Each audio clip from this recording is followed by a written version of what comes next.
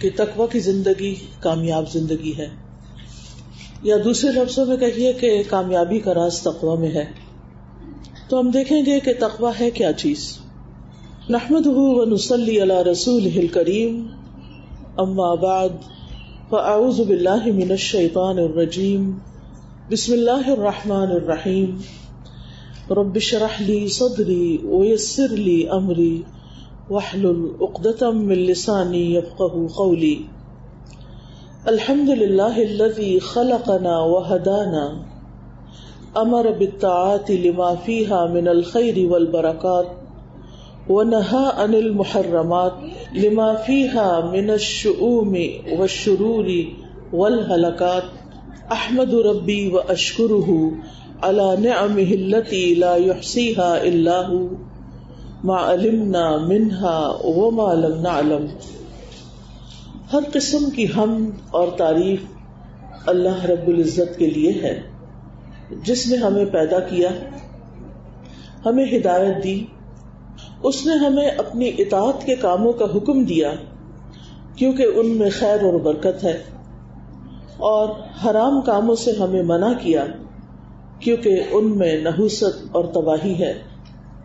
میں اپنے رب کی حمد بیان کرتی ہوں اور اس کا شکر ادا کرتی ہوں، اور اس کی ان نعمتوں پر جس کو اس کے سوا کوئی شمار نہیں کر سکتا. ان نعمتوں پر بھی شکر ادا کرتی ہوں جن کو ہم سب جانتے ہیں، اور ان نعمتوں پر بھی شکر کہ جن کو ہم جانتے نہیں ہیں.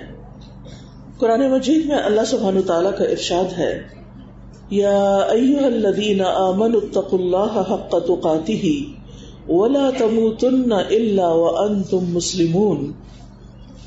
اے لوگو جو ایمان لائے ہو، اللہ کا تقوی اختیار کرو جیسا کہ تقوی اختیار کرنے کا حق ہے، اور تمہیں ہرگز موت نہ آئے مگر اس حال میں کہ تم فرما بردار ہو، تم اللہ کے تابع دار ہو. یہ سورۃ آل عمران کی آیت نمبر 102 ہے. اس آیت میں اللہ تعالیٰ نے اپنے مومن بندوں کو تقوی کا حق ادا کرنے کا حکم دیا ہے، اور یہ کہ تقوی پر استقامت ہو اس طرح کہ زندگی کے آخری لمحے تک انسان اللہ سبحانہ تعالیٰ کی اطاعت اور فرما برداری پر قائم رہے. کیونکہ ہوتا یہی ہے کہ انسان کی زندگی جس طریقے پر گزرتی ہے اس کی موت بھی اسی راستے میں آتی ہے.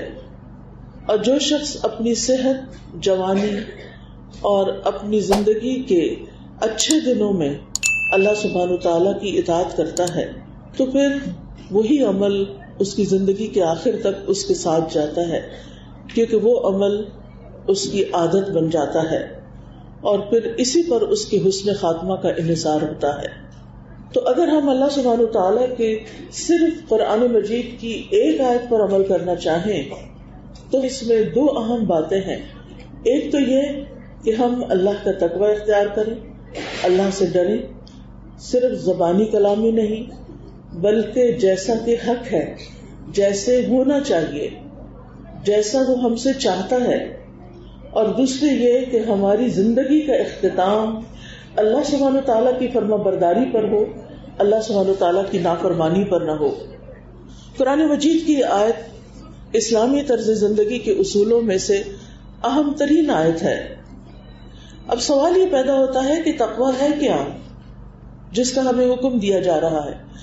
بحیثیت مسلمان ہم سب لفظ تقوی سے تو خوب واقف ہیں، لیکن تقوی کس چیز کا نام ہے؟ تقوی کا لفظ عربی زبان میں واو، قاف، یا 3 حروف سے مل کر بنا ہے. یعنی اس کا اوریجن یا اس کا روٹ جو ہے واو، قاف، یا ہے، جس سے لفظ وقایا ہے. اس کا معنی ہوتا ہے ایک چیز کو دوسری چیز کے ساتھ دور ہٹانا، اس سے دفع کرنا. تو متقی انسان، تقوی والا انسان دراصل اپنے آپ کو نیک اعمال کے ذریعے، اچھے کاموں کے ذریعے اللہ کی نافرمانی اور الٹیمیٹلی عذاب سے بچاتا ہے. تو تقوی کا مطلب کیا ہے؟ بچانا. کس سے بچانا؟ اپنے آپ کو اللہ کی نافرمانی سے بچانا. کیوں بچانا؟ تاکہ ہم اللہ کے عذاب سے بچ سکیں، جو کہ ہماری زندگی کا الٹیمیٹ گول ہونا چاہیے. آپ کو معلوم ہے کہ جو روح ایک دفعہ وجود میں آ چکی ہے اب اسے کبھی ختم نہیں ہونا. ایک وہ وقت تھا جب ہم اس دنیا میں نہیں آئے تھے. اس کے بارے میں قرآن مجید میں آتا ہے کہ هل أتى على الإنسان حين من الدهر لم يكن شيئا مذكورا، کیا انسان پر زمانے کا ایک طویل وقت ایسا نہیں گزرا جب وہ کوئی قابل ذکر چیز نہ تھا، یعنی ہمارا کوئی نام و نشان اس دنیا میں نہ تھا. پھر اللہ سبحانہ وتعالیٰ نے ہمیں یہ زندگی عطا کی جسے میں اور آپ ہم سب جی رہے ہیں. یہ زندگی کیا زندگی ہے؟ اس کے بارے میں اللہ تعالیٰ فرماتے ہیں الذی خلق الموت والحیات لیبلوکم ایکم احسن عملا، کہ اس نے موت اور زندگی کو کریٹ کیا تاکہ تمہیں آزما کے دیکھے تم میں اچھے کام کون کرتا ہے. تو زندگی نام ہے روح اور جسم کے ملاپ کا. پھر ایک وقت آئے گا کہ جس میں ہم سب پر موت طاری ہوگی اور روح اور جسم الگ الگ ہو جائیں گے. پھر ایک دن ہوگا یوم القیامہ کا جس دن روح اور جسم پھر ہمیشہ کے لیے اکٹھے ہو جائیں گے اور پھر ان جسموں پر کبھی موت نہیں آئے گی. وہ آخری دن ہوگا کہ جس کو کبھی ختم نہیں ہونا اور جس میں انسان کو اس کے بعد کبھی نہیں مرنا. اس وقت اس جسم اور روح اور اس زندگی پر کیا بیتتا ہے، کیا گزرتا ہے، یہ ہمیں اپنے سامنے رکھ کر اس زندگی کو جینا ہے، کیونکہ اس کی کامیابی کا انحصار اس زندگی کے عمل پر ہے جو آج ہم جی رہے ہیں. اور ہم سب سے دیکھا بھی یہی جا رہا ہے، ہمارا امتحان بھی اسی چیز کا ہو رہا ہے لیبلوکم ایکم احسن عملا، کہ وہ دیکھے کہ تم میں سے اچھے کام کون کرتا ہے تاکہ کل کی کامیابی حاصل ہو سکے. اس کے بارے میں قرآن نے ایک کرائٹیریا دیا فمن زحزح عن النار وادخل الجنۃ فقد فاز، جو شخص آگ سے بچا لیا گیا اور جنت میں داخل کر دیا گیا وہ یقیناً کامیاب ہو گیا. وما الحیات الدنیا الا متاع الغرور، اور جہاں تک دنیا کی زندگی کا تعلق ہے تو یہ دھوکے کے سامان کے سوا کچھ نہیں. یعنی آج کی یہ زندگی میں ہم ایک illusion کا شکار ہیں. ہم جن چیزوں کو کامیابی سمجھتے ہیں بس وہ ایک وقتی چیز ہے، حقیقی کامیابی نہیں ہے. حقیقی کامیابی کا انحصار تقوی پر ہے. لہذا آج ہمیں وہ اختیار کرنا ہے تاکہ کل کے نقصان اور ہمیشہ کی زندگی کی تکلیف سے بچ سکیں. تقوی کا ایک اور معنی خود کو عیوب سے بچانا، یعنی عیب والی زندگی سے بچانا اور احتیاط کے ساتھ زندگی بسر کرنا ہے. یعنی کمال درجے پر ایسی ہر چیز سے بچنا جو قیامت کے دن نقصان دہ ہو. اور وہ زندگی ایک کانشیس زندگی ہوتی، ایک احتیاط والی زندگی، یعنی جس میں انسان ہر لمحہ کانشیس ہوتا ہے اپنے اعمال کے بارے میں، اپنے افعال کے بارے میں، اپنے اقوال کے بارے میں. وہ جو کچھ جس وقت بھی کر رہا ہے وہ کیوں کر رہا ہے اور وہ کیسے کر رہا ہے اور کس کے لیے کر رہا ہے، اور اس کام کا آئندہ نتیجہ کیا ہوگا. کیا جو کچھ کر رہا ہے واقعی وہ کرنے کے لائق ہے؟ کیا واقعی وہ اس کی ڈومین میں آتا ہے؟ کیا واقعی وہ اس کی ذمہ داری ہے؟ کیا واقعی وہ ایسا کام ہے کہ جس سے خود اس کو فائدہ پہنچے گا؟ کیا وہ ایسا کام ہے کہ جس سے انسانیت کو فائدہ پہنچے گا؟ کیا وہ واقعی ایسا کام ہے جس سے اس کا رب اس سے راضی ہوگا؟ تو یہ تمام چیزیں دیکھتے ہوئے زندگی بسر کرنا نہایت ضروری ہے. اسی طرح تقویٰ کا یہ معنی بھی بیان کیا گیا ہے کہ انسان گناہوں پر اصرار کو چھوڑ دے. حضرت علی ابن ابی طالب رضی اللہ عنہ کہتے ہیں تقویٰ گناہوں پر اصرار کرنے کو چھوڑ دینا ہے. یعنی انسان ہے، ہم سے غلطیاں ہو جاتی ہیں، گناہ ہو جاتے ہیں، لیکن ان گناہوں پر یعنی اس پر جمے نہیں رہنا اور ریپیٹڈلی نہیں کرنا. غلطی سے تو کوئی انسان بچ نہیں سکتا، لیکن غلطی کو دہرانے سے ضرور بچ سکتا ہے. غلطی کرنے کے بعد توبہ کا دروازہ کھلا ہے، لیکن توبہ کی شرائط میں سے یہ ہے کہ انسان آئندہ پھر وہ غلطی نہ کرنے کا ارادہ کرے. اور پھر تقوی کا ایک معنی اللہ سے ڈرنا بھی کیا گیا ہے، یعنی الخوف من الجلیل، کہ اللہ عز و جل سے ڈرا جائے. والعمل بالتنزیل، وحی الہی پر عمل کیا جائے. والقناعۃ بالقلیل، تھوڑے پر قناعت کر لی جائے، والاستعداد لیوم الرحیل، اور موت کی تیاری کی جائے، ان تجعل بینک وبین عذاب اللہ وقایہ، یہ کہ تمہارے اور تمہارے رب کے درمیان بچاؤ ہو، یعنی ایسی چیز ہو کہ تمہیں رب کے عذاب سے محفوظ رکھے۔ پھر اسی طرح تقوی کا ایک معنی یہ بھی کیا گیا ہے کہ انسان احسان کے درجے پر اللہ کی عبادت کرے، یعنی جو بھی اچھا کام کرے اللہ کی خاطر کرے اور اس طریقے پر کرے یوں سمجھے کہ وہ اپنے رب کو دیکھ کر کر رہا ہے۔ یعنی تقوی کیا ہے کہ انسان اللہ تعالیٰ کی عبادت خوبصورت طریقے سے کرے، عمدہ طریقے سے، بہت اچھے طریقے سے، گویا وہ اپنے رب کو دیکھ رہا ہو۔ ابن قیم کہتے ہیں کہ تقوی اللہ کی اطاعت میں کیا جانے والا وہ عمل ہے جو ایمان کی حالت میں اجر کی نیت رکھتے ہوئے، یعنی اجر کی نیت بھی ہو، اللہ تعالیٰ کے احکامات پر عمل کرنے اور اس کی منہیات یعنی جن چیزوں سے اللہ تعالیٰ نے روکا ہے ان سے بچنے کی صورت میں سر انجام دیا جاتا ہے۔ یعنی جو چیز اللہ تعالیٰ ہم سے چاہتے ہیں وہ کریں اور جن چیزوں سے وہ روکتا ہے اس سے رک جائیں۔ پھر تقوی بچ بچ کر احتیاط کے ساتھ زندگی گزارنے کا نام ہے۔ حضرت عمر نے ابی ابن کعب سے تقوی کے بارے میں پوچھا کہ تقوی کیا ہوتا ہے۔ ابی ابن کعب ایک بہت بڑے عالم تھے، اہل کتاب میں سے تھے، پھر مسلمان ہو گئے۔ تو انہوں نے حضرت عمر سے کہا کیا آپ کبھی کسی خاردار راستے سے گزرے ہیں؟ انہوں نے کہا ہاں کیوں نہیں۔ تو ابی ابن کعب نے کہا پھر آپ کیا کرتے ہیں جب آپ کانٹوں کے بیچ میں سے گزر رہے ہوتے ہیں تو کیا کرتے ہیں؟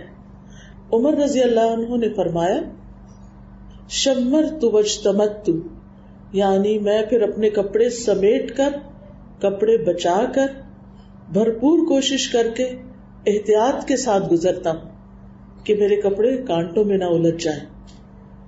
تو انسان جب تقوی کی زندگی اپنے ذہن میں لاتا ہے تو اس دنیا کے خاردار جنگل سے گزرتے ہوئے جس میں طرح طرح کے شبہات ہیں، طرح طرح کی شہوات ہیں، طرح طرح کی ایسی چیزیں ہیں جو انسان کو اپنے رب سے غافل کر دیتی ہیں، جو رب سے دور کر دینے والی ہیں، تو ایسی صورت میں انسان پھر ان تمام چیزوں سے اس طرح گزرتا ہے کہ کوئی چیز اس کو اپنے اندر اٹکا نہ دے، کوئی چیز اس کو اپنے اندر پھنسا نہ لے۔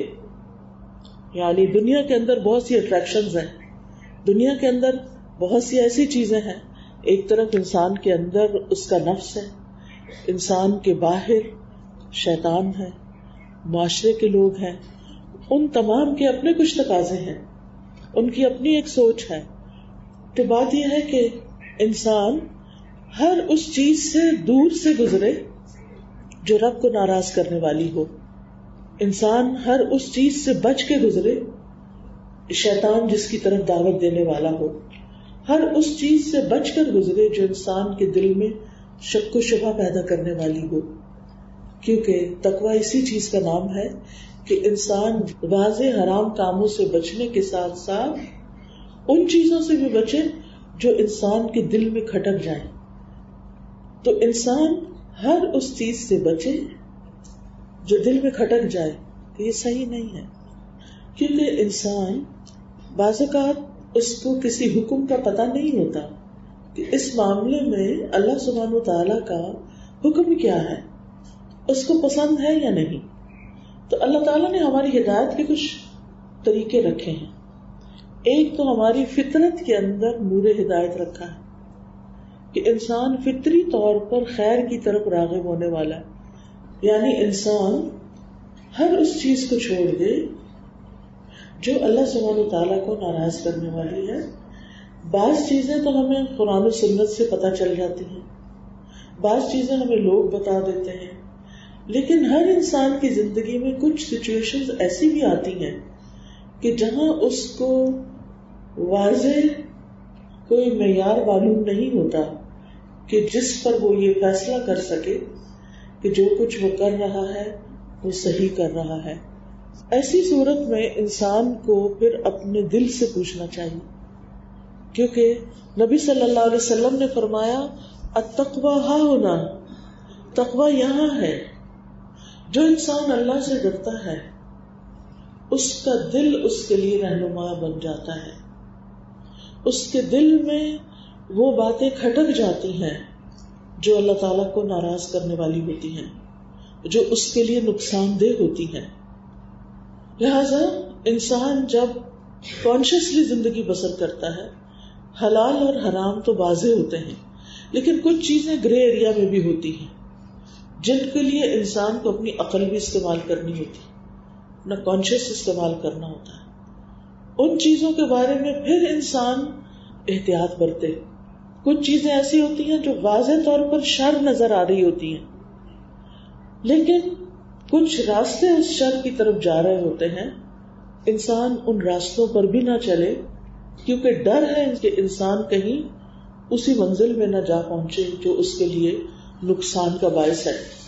یعنی جہاں سے انسان کو منع کر دیا گیا ہے کہ وہ اللہ کی حدود کے قریب نہ جائے، اللہ سبحانہ وتعالیٰ کی نافرمانی کے کاموں کے قریب بھی نہ جائے، تو وہاں ان چیزوں سے انسان بچ جائے، ان چیزوں سے انسان دوری اختیار کرے. امام سوری کہتے ہیں متقی کو متقی اس لیے کہا گیا ہے کیونکہ وہ ایسی چیز سے بھی پرہیز کرتا ہے جس سے عام طور پر لوگ پرہیز نہیں کرتے. امام راغب کہتے ہیں تقویٰ یہ ہے کہ نفس کی حفاظت ایسی چیز سے کی جائے جو گناہ میں ڈالتی ہو. یہ حرام چیزوں کو چھوڑنے سے ہوتا ہے اور اس کی تکمیل بعض جائز کاموں کو چھوڑنے کے ساتھ ہوتی ہے. یعنی انسان متقی اس وقت تک نہیں بنتا کہ جب تک وہ کچھ ایسی چیزوں کو نہ چھوڑ دے کہ جو حرام کی طرف پھر لے جانے والی ہو. فیروز آبادی کہتے ہیں کہ تقویٰ سے مراد ہر اس چیز سے پرہیز کرنا ہے جس میں نقصان ہو، نافرمانی ہو اور وہ فضول کام ہو. یعنی دوسرے لفظوں میں اپنی زندگی سے بے مقصدیت کو نکال دینا ہے. یعنی ایسے کام نہیں کرنے جن کا کوئی مقصد نہ ہو، جن کا کوئی فائدہ دنیا یا آخرت میں نہ ہوتا ہو. اسی طرح ایسی لذتوں کو چھوڑنا، ایسی خواہشات کو چھوڑنا جو حرام کے دائرے میں آتی ہو یا حرام نہیں بھی تو شک کے دائرے میں آتی ہو، جس پر انسان کا ضمیر بھی اس کو ملامت کرتا ہو کہ مجھے یہ کام نہیں کرنا کیونکہ مجھے یہ درست معلوم نہیں ہوتا. یعنی کچھ چیزوں کے بارے میں ہمارے اندر کی گواہی، ہمارے اندر کی گھنٹی اتنی اسٹرانگ ہوتی ہے کہ ہمیں وہ چین نہیں لینے دیتی.